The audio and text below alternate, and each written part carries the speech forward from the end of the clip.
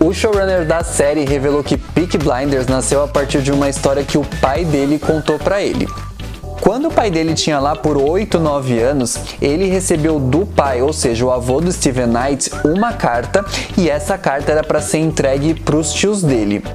Esses tios faziam parte da família Sheldon, que na série se transformaria na família Shelby. O pai dele então descobriu que os tios eram conhecidos na cidade de Small Heath como os verdadeiros Peaky Blinders.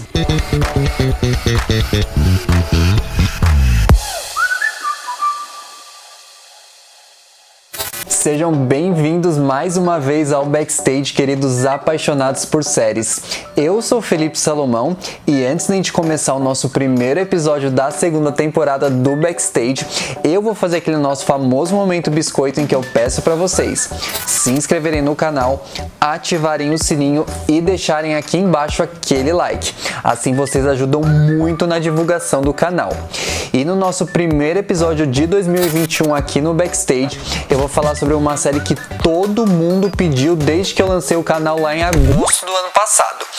Hoje a gente vai falar sobre os bastidores e curiosidades de Peaky Blinders, uma série produzida pela BBC e que aqui no Brasil está disponível pela Netflix. A série se passa em Birmingham e conta a história da família Shelby após o retorno do Thomas Shelby da Primeira Guerra Mundial.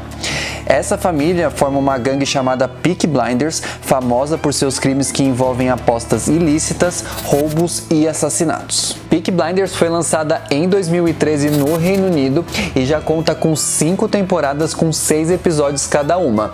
Faz alguns dias o criador da série, o Steven Knight, ele confirmou que a 6ª temporada vai ser a última, mas ele também surpreendeu os fãs falando que Peaky Blinders vai ser adaptada como um filme depois que essa 6ª temporada acabar. O showrunner da série revelou que Peaky Blinders nasceu a partir de uma história que o pai dele contou pra ele. Quando o pai dele tinha lá por 8, 9 anos, ele recebeu do pai, ou seja, o avô do Steven Knight, uma carta, e essa carta era para ser entregue para os tios dele. Esses tios faziam parte da família Sheldon, que na série se transformaria na família Shelby. O pai dele então descobriu que os tios eram conhecidos na cidade de Small Heath como os verdadeiros Peaky Blinders. E tem 2 versões para a origem desse nome Peaky Blinders.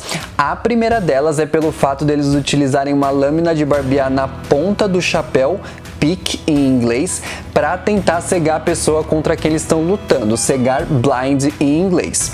Mas essa versão não é muito aceita entre os historiadores. Eles dizem que de fato o pick vem do chapéu com ponta que eles utilizam, só que naquela época eles não lutavam com lâmina de barbear. Eles usavam sapato com ponta de metal, fivela de cinto ou até mesmo uma faca. Eles dizem que blinders na verdade viria de uma gíria que era utilizada em Small Heath na época para falar que uma pessoa é muito elegante. Se a gente parar para pensar um pouquinho, a segunda versão faz mais sentido porque as lâminas de barbear naquela época eram consideradas itens de luxo. E os Peaky Blinders que existiram de verdade no final do século XIX não tinham tanto dinheiro quanto retratado na série. Essa ideia de esconder lâminas de barbear no chapéu pode assim ter surgido através de um livro de ficção chamado A Walk Down Summer Lane, do autor John Douglas. Os Peaky Blinders de verdade foram mais conhecidos entre os anos de 1890 e 1900, e apesar da série retratar uma gangue poderosa nos anos 20, as notícias da época reportavam só roubo de bicicleta e assalto à loja. Mas assim como na série, os Peaky Blinders eram muito conhecidos pela sua elegância, mais um motivo para acreditar na segunda versão da origem do nome da gangue. E talvez essa elegância seja a marca registrada do personagem principal e líder dos Peaky Blinders, o Thomas Shelby. E apesar de hoje em dia a gente achar o Cillian Murphy perfeito para o papel do protagonista, o showrunner no começo queria que o Jason Statham interpretasse o Thomas Shelby.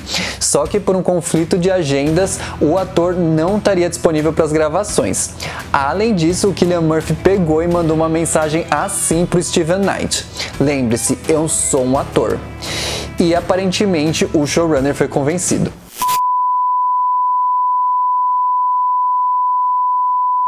E já que a gente tá falando do Thomas Shelby, eu vou fazer uma pausa na nossa programação normal para estrear um novo quadro aqui no Backstage, em que eu vou mostrar algumas, digamos assim, inconsistências nas nossas séries favoritas, sejam elas nas gravações, no roteiro ou mesmo na continuidade. E acreditem em mim, por melhor que a série seja, tem sempre alguma coisa ali que não tá assim muito certa. Então, sejam bem-vindos ao mais novo quadro do Backstage, o Isso a TV Não Mostra. Para começar, o nome do Thomas Shelby é na verdade Thomas Michael Shelby. Só que no 6º episódio da primeira temporada, quando ele está escrevendo uma carta, aparece no cabeçalho o nome Thomas J. Shelby. Pode ir lá ver, 6º episódio da primeira temporada, faltando ali 2 minutos e 31 segundos para terminar o episódio, aparece essa imagem aqui. Estagiário de direção de arte sendo demitido em... Já no primeiro episódio da 4ª temporada, o Thomas Shelby, sempre ele, fala para deixar comida e bebida pro Papai Noel e pra rena chamada Rudolph. A questão é que o Rudolph, na verdade, é um personagem criado em 1939, ou seja, anos depois que a série se passa, e o Papai Noel só surgiu na cultura do Reino Unido com os programas de TV americano que passavam por lá. Só que a série inteira do Peaky Blinders não aparece uma TV, por um único exclusivo motivo. Não existia TV naquela época.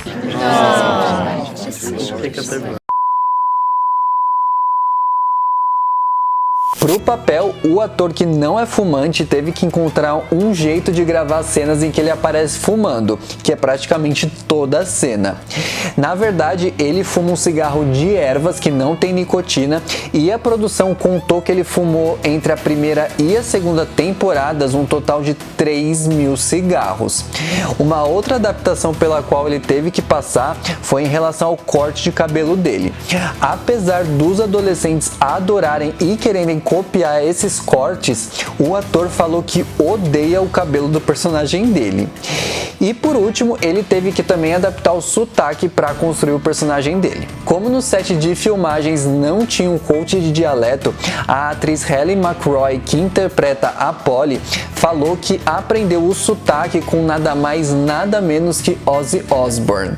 Enquanto isso, o Cillian Murphy falou que estudou o sotaque dele em uma noite de bebedeira com o showrunner da série em um pub de verdade que fica na cidade onde a história se passa.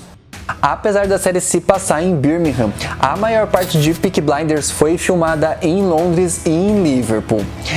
Em Birmingham, algumas cenas foram gravadas, mas ali poucas locações ainda mantêm a aparência do início do século XX. Aliás, se você quiser conhecer as locações onde a série foi realmente gravada, tem um passeio em Liverpool que dura o dia inteiro, só que para isso você vai ter que aí desembolsar uns R$450. Pelo menos você visita várias locações, incluindo aí a casa de campo do Thomas Shelby. Para recriar Birmingham do início do século XX nessas locações, os diretores de arte utilizaram duas referências principais. A primeira delas, e mais explícita, já aparece na primeira cena da série. O Steven Knight revelou que se inspirou nos filmes de velho oeste americano para criar a direção de arte de Peaky Blinders. E isso aparece na primeira cena, quando Thomas Shelby chega montado num cavalo. O Steven Knight falou que ele queria que os Peaky Blinders tivessem a mesma aura romântica e mitológica que os cowboys americanos tinham. A segunda referência, por incrível que pareça, o diretor dos 2 primeiros episódios revelou que a colocação de chamas nos sets de filmagem é feita de forma proposital. Tanto que a primeira vez que a gente vê o bairro de Garrison, a gente já vê uma bola de fogo imensa, e durante toda a série a gente vê cenários bem escuros e com chamas espalhadas por tudo quanto é lugar, o que já se tornou uma marca registrada de Peaky Blinders. Os diretores de arte de Peaky Blinders gostam de utilizar como referência os filmes que eles gostam. Do Poderoso Chefão, por exemplo, eles utilizam as laranjas que no filme representam a morte. Então, em várias cenas de Peaky Blinders, a gente pode ver laranjas colocadas nos cenários. Mas não é só dos filmes que os diretores de arte de Peaky Blinders tiram suas referências. Tem um episódio em que aparece um quadro de apostas e lá tá escrito o nome Vardy's Party com chance de vitória de 5.000-1. O nome do cavalo faz referência ao jogador de futebol Jamie Vardy, que joga no Leicester City, e a chance de vitória faz referência à zebra, que foi esse time ter ganho a Premier League na temporada de 2015-2016. Além dessa referência bem atual, a trilha sonora da série também é bem contemporânea. Ela conta com músicas de White Stripes e Radiohead, e um fanzaço da série, que era o David Bowie, permitiu que o seu último álbum fizesse parte da trilha sonora da terceira temporada da série. Um representante do cantor entrou em contato com os produtores e ele levou o álbum Black Star para que fizesse parte dessa terceira temporada. Isso uma semana antes do álbum ser lançado e um pouco antes da morte do cantor. Mas a trilha sonora vai depender da plataforma em que você está assistindo. Se você assistir pela BBC, por exemplo, tem uma cena no segundo episódio em que eles estão fazendo uma fogueira e você vai escutar a música Hard Button to Press do White Stripes. Só que se você for assistir na Netflix, você vai escutar uma outra música que não chega nem a ser um cover. Isso acontece porque a BBC tem direitos de utilização de músicas muito mais amplos do que a Netflix. Mas fiquem tranquilos, não importa onde vocês assistirem Peaky Blinders, a série é muito boa. E para terminar esse primeiro episódio do ano do Backstage, o Steven Knight revelou como que vai ser a última cena da série. Mas calma, não contém spoiler. Ele falou que como o Peaky Blinders começa no final da Primeira Guerra, ele quer que essa última cena seja a sirene que marca o começo da Segunda Grande Guerra.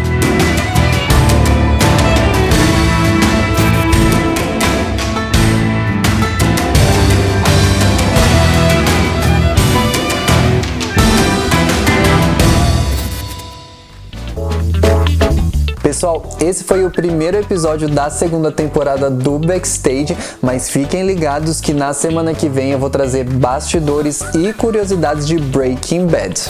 Se vocês gostaram desse vídeo, curtam, compartilhem, comentem e eu encontro vocês no próximo episódio do Backstage. Um abraço!